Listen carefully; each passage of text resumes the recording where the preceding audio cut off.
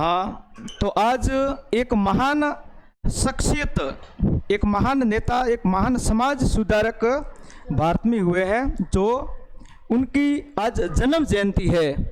तो कौन है इनको आप जानते हैं? वैसे महात्मा ज्योतिबा फुले।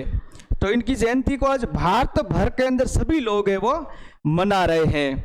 क्यों मना रहे हैं? ऐसे क्या इन्होंने कार्य किए हैं, इनके जीवन परिचय से संबंधित आज हम जानकारी लेते हैं।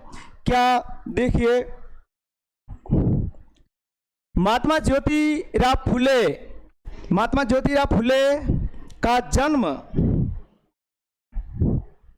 महात्मा ज्योतिराव फुले का जन्म 11 अप्रैल 1827 ईस्वी में हुआ था। कहाँ पे हुआ था? जन्म स्थान है सतारा, महाराष्ट्र, अपना देश भारत देश में हुआ था। पिताजी का नाम गोविंदराव फुले और माताजी चिमनाबाई, ये इनका परिचय। विवाह किससे हुआ था? इनका बाल विवाह हुआ था। विवाह सावित्रीबाई फुले, जिसको भारत की पहली शिक्षिका कहा जाता है थी, जो भारत की पहली शिक्षिका है, उनसे पहले कोई भी महिला अध्यापिका नहीं थी, पढ़ाती थी। महिलाओं को पढ़ने का कोई अधिकार पहले नहीं हुआ करता था। महात्मा ज्योतिबा फुले हैं जिन्होंने बहुजनों को, भारत में ऐसी कई आबादी जो वंचित रहेगी थी शिक्षा से, तो शिक्षा दिलाने का कार्य है वो किया है। पहली शिक्षिका कौन थी आप पूछ सकते हैं? ये कि शिक्षा की देवी भी कहा जाता है। सावित्रीबाई फुले को शिक्षा की, आधुनिक शिक्षा की देवी, जिन्होंने बालिकाओं को, विशेष तौर पे बहुजनों को साथ साथ बालिकाओं को भी पढ़ाने का हक और अधिकार दिलवाया। जैसे आज आप पढ़ रही हैं तो इसके लिए आंदोलन चलाएं। ऐसे ही नहीं है कि आपको सीधा अधिकार मिल गया है, आप घर से आई और पढ़ने बैठ की, ऐसा नहीं है। तो क्या है कि इनके लिए भी अपने जीवन की पूरी कुर्बानी दी है सावित्रीबाई फुले ने। अधिकार के लिए हमेशा लड़ाई लड़ी है, संघर्ष किया है सावित्रीबाई फुले ने। आप आगे चल गए इनकी कहानी भी पढ़ोगे कि जब पढ़ती थी, जब पढ़ाने जाती थी स्कूल के अंदर सावित्रीबाई फुले, उस समय लोग इनके ऊपर कीचड़ फेंकते थे, गोबर फेंकते थे, क्योंकि ये पढ़ाने का कार्य क्यों कर रहे हैं। और ज्योतिराव फुले और सावित्रीबाई फुले को समाज से बाहर कर दिया था, बहिष्कृत भी कर दिया गया था। कारण था कि वो शिक्षा देने का कार्य कर रहे थे, और उस समय शिक्षा देने का कार्य करना एक धर्म विरोधी कार्य कहलाता था, क्योंकि शिक्षा ग्रहण करना और देना विशेष धर्म विशेष के अंदर एक वर्ग विशेष को ही अधिकार दिया गया था। तो विवाह हुआ था ज्योतिबा फुले का 13 वर्ष की उम्र में, और कब हुआ था? 1840 ईस्वी में विवाह हुआ था। ये कौन से समाज से आते हैं, किस जाति से थे? तो माली थे। कौन थे? माली, जो कि किसान होते हैं, बागवानी का कार्य करते हैं, इस परिवार से संबंधित थे। ये भी आपको जानकारी हो कि किस समाज से आते हैं। तो वर्तमान में क्या कह सकते हैं, को क्या थे? ओबीसी अपन कहते हैं, ओबीसी थे। आगे, समाज की प्रगति यदि करनी है, समाज को यदि आगे बढ़ाना है, तो ज्योतिराव फुले कहते थे कि महत्वपूर्ण जो बात है, महत्वपूर्ण जो सबसे जरूरी है, समाज की प्रगति के लिए शिक्षा बहुत जरूरी है। समाज की प्रगति करनी है, जैसे आपको भी अगर आगे बढ़ना है, आप कुछ करना चाह रहे हैं, तो आपको शिक्षा ग्रहण करनी बहुत जरूरी है। बचपन में उन्हें समाज में जाति भेदभाव का सामना करना पड़ा। इसी अनुभव के कारण देखो, जाति भेदभाव अब भी भारत में है, अब तो काफी हद तक कम हो गए हैं शिक्षा की वजह से। जो शिक्षा बढ़ी लोगों के अंदर, तो जो जातीय भेदभाव है वो क्या है, धीरे धीरे कम हो रहा है। उस समय बहुत था कि जाति वर्ग, विशेष वर्ग के लोग हैं, वो भी वही शिक्षा प्राप्त कर सकते थे, अन्य लोगों को शिक्षा देने का कोई अधिकार नहीं था, और बालिकाओं का तो था ही नहीं। फिर क्या होता है कि ज्योतिराव फुले हैं, ये सभी को शिक्षा, अनिवार्य और निःशुल्क शिक्षा दिलवाने के लिए आंदोलन चला रहे थे। उसमें अंग्रेजों से मांग कर रहे थे, भारत में रहने वाले सभी लोग हैं, उनको पढ़ने का अधिकार मिले। इससे। और जब इनको जातीय भेदभाव का सामना करना पड़ा बचपन में, इसी अनुभव के कारण क्या हुआ, ज्योतिबा फुले है, इनको सामाजिक क्रांति या सामाजिक आंदोलन करने की प्रेरणा मिली कि जो मेरे साथ आज कितना भेदभाव हो रहा है, एक ओबीसी वर्ग से आने वाले व्यक्ति के साथ कितना भेदभाव हो रहा है, तो शूद्र जो अति शूद्र है, जो ओबीसी नहीं है, उनसे भी कोई निम्न स्तर की जातियां हैं, उनके साथ किस प्रकार का भेदभाव होगा आने वाले समय में, और भी भारत देश में कितना भेदभाव होता होगा। और महिलाओं को पढ़ने का अधिकार नहीं है, तो इसका मतलब देश की आधी आबादी है वो क्या है, शिक्षा से वंचित है। अब ये मान लो कि 85% से ऊपर जो संख्या है उनको पढ़ने का अधिकार नहीं था। ज्योतिराव फुले है, इनको समाज सुधारक मतलब अग्रणी समाज सुधारक माना जाता है, और सामाजिक क्रांति की शुरुआत का श्रेय है वो ज्योतिराव फुले को जाता है। ये जानकारी हो। इन्होंने जो ब्राह्मणवादी रूढ़िवाद था पुराने समय में, उनको चुनौती दी और दलितों महिलाओं के अधिकारों के लिए संघर्ष किया। रूढ़िवादिता यह थी कि यदि आप महिला को, किसी लड़की को शिक्षा दोगे, यदि किसी लड़की को शिक्षा दोगे तो जब वो बड़ी होगी, उनकी जब शादी करोगे तो शादी के बाद में लड़की विधवा हो जाएगी, ऐसा लोगों में डर फैला दिया गया था। तो कोई लोग नहीं चाहते थे कि लड़कियों को पढ़ाएं, ऐसी रूढ़िवादिता थी। तो रूढ़िवादी जो पहले से परंपरा से कोई बातें चली आ रही है जिसमें वास्तविकता से कोई दूर दूर तक लेना देना नहीं है, लेकिन लोगों में ऐसा डर भर दिया गया था, जिसके कारण तो इनको चुनौती दी कि यह बिल्कुल गलत है। कैसे चुनौती दी कि उन्होंने ज्योतिराव फुले की पत्नी सावित्रीबाई फुले को पढ़ा करके शिक्षिका बनाया, फिर लोगों के सामने ले जा करके कहा कि ये सावित्री है और ये ज्योतिराव फुले, मैं इनका पति हूँ, इनको पढ़ाया, ये शिक्षिका बन गई, बालिकाओं को पढ़ाने का कार्य कर रही है आपके सामने। इनके पढ़ने के बाद मेरी मृत्यु नहीं हुई तो आपके बेटियों के पति की कभी कोई मृत्यु नहीं होगी, ये एक भ्रम है, एक अंधविश्वास है, और आप क्या करो, इस रूढ़िवादिता में फंसे मत रहो, ऐसी शिक्षा। और फिर इसको उन्होंने चुनौती दी। ज्योतिबा फुले और उनकी पत्नी सावित्रीबाई फुले ने वर्ष कब 1848 में पुणे में पहला बालिका विद्यालय खोला था। 1848 के अंदर पहला बालिका विद्यालय खोला था। किसने खोला था?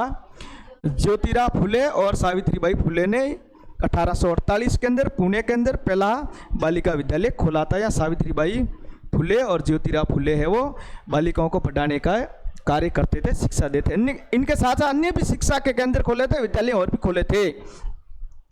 फिर और क्या किया था? 1855 के अंदर पुणे में ही बालिकाओं के साथ साथ अन्य लोगों के शिक्षा के लिए, श्रमिकों के लिए, किसानों के लिए, महिलाओं के लिए रात्रि विद्यालय की शुरुआत की थी। कि देखो कोई व्यक्ति है, पढ़ना चाह रहे हैं, दिन में तो काम पर जाते हैं लोग, कोई महिला है, पुरुष है, वो भी पढ़ना चाह रहे हैं, लेकिन दिन में काम पर जाते हैं, उनको समय नहीं मिलता है, तो उनके लिए रात्रि में व्यवस्था करेगी पढ़ाने के लिए। अगर शिक्षा प्राप्त करें तो उनके लिए रात्रि विद्यालय की शुरुआत करी थी। कब की थी? वर्ष 1855 में।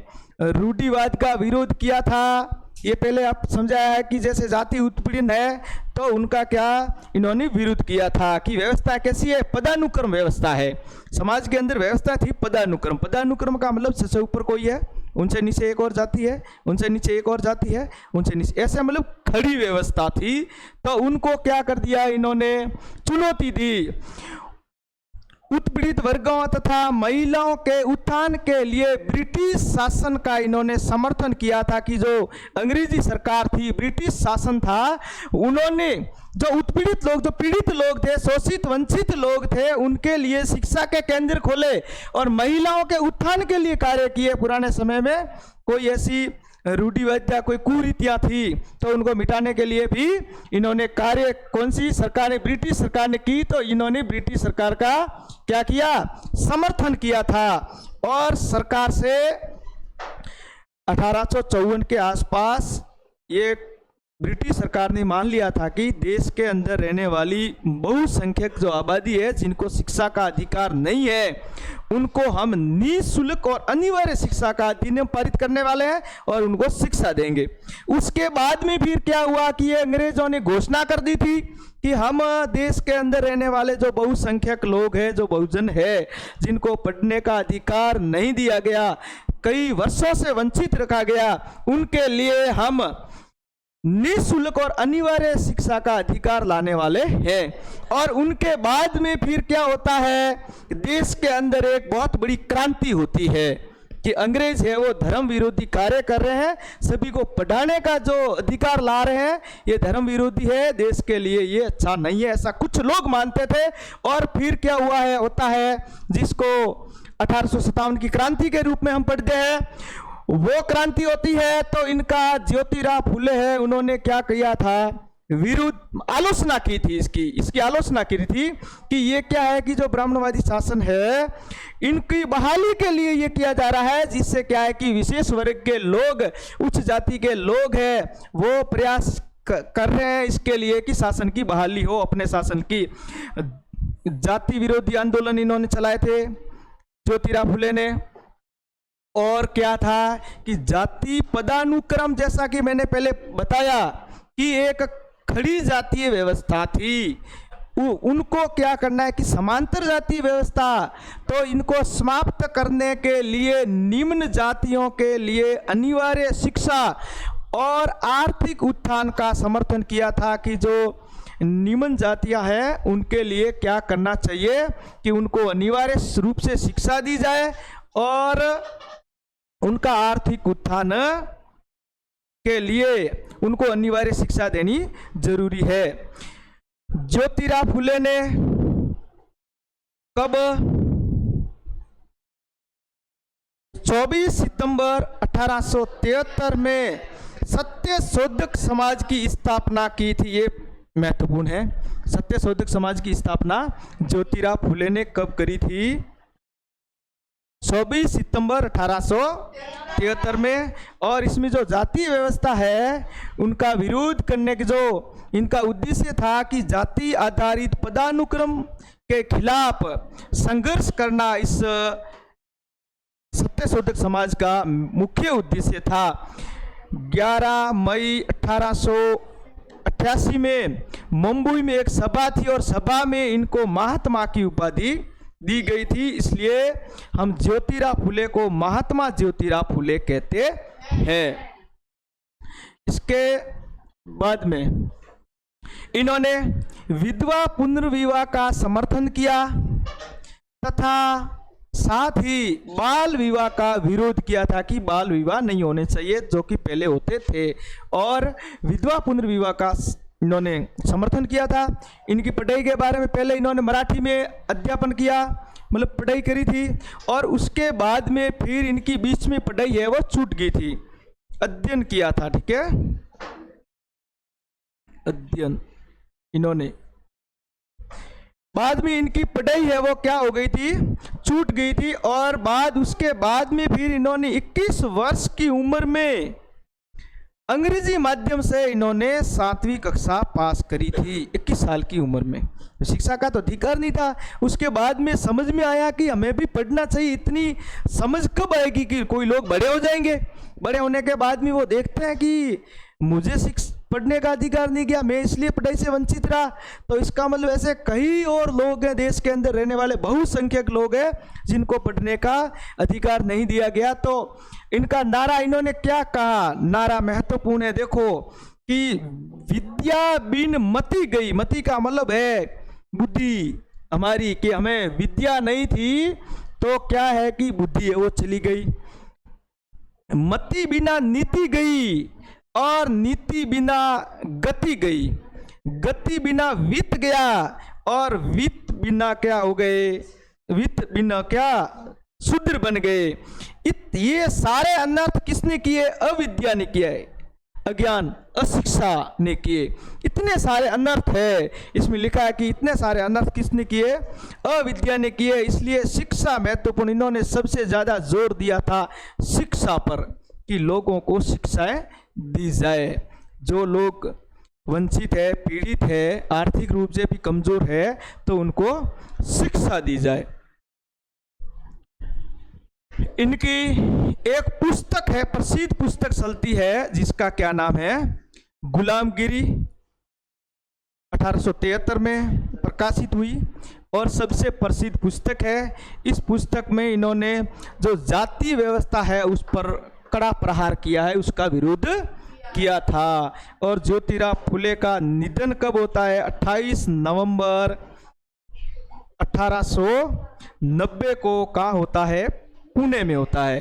तो हम सबको ऐसे जो देश के लिए पूरे बहुसंख्यक को शिक्षा का अधिकार दिलवाने वाले जो नेता है, हमारे आदर्श है, इनके बारे में, इनकी जीवनी के बारे में हमें अध्ययन करना चाहिए और पढ़ना चाहिए कि हम लोगों को अधिकार दिलवाने के लिए किसी ने लड़ाइयाँ लड़ी है, पूरा अपना जीवन लगाया है, इन्होंने संघर्ष किया है हमें अधिकार दिलवाने के लिए। और मुख्य उद्देश्य क्या है?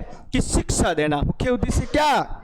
शिक्षा देना। जो शिक्षा से वंचित, और किसको शिक्षा देना? विशेष जो शोषित, पीड़ित, वंचित है। शिक्षा जो शोषित है, पीड़ित है, वंचित है, जो शिक्षा से कई वर्षों तक, हजारों वर्षों तक शिक्षा से दूर रखा गया, उनको शिक्षा दी जाए। हथियारों से रखा गया, उनको आर्थिक स्वतंत्रता नहीं दी गई, शिक्षा का अधिकार नहीं दिया गया, ऐसे। और साथ ही साथ मुख्य रूप से क्या है? कि बालिका शिक्षा पर इन्होंने विशेष जोर दिया। रूढ़िवादिता का इन्होंने विरोध किया, महिलाओं के उत्थान के लिए कार्य किए। कुरीतियाँ कई चलती थी पुराने जमाने, उनका इन्होंने विरोध किया। तो इस प्रकार से हम लोगों को महात्मा ज्योतिराव फुले और इनके साथ साथ सावित्रीबाई फुले की जीवनी को पढ़ना चाहिए। उन्हें हमें प्रेरित करती है ये इनकी कहानियाँ हमें, कि आज हम लोगों के पास इतने अधिकार है, उसके बावजूद हम शिक्षाएं प्राप्त नहीं कर रहे। इन्होंने कितनी मेहनत करी है, कितने संघर्ष किया है, उसके बाद भी हमें पढ़ने का अधिकार मिला है।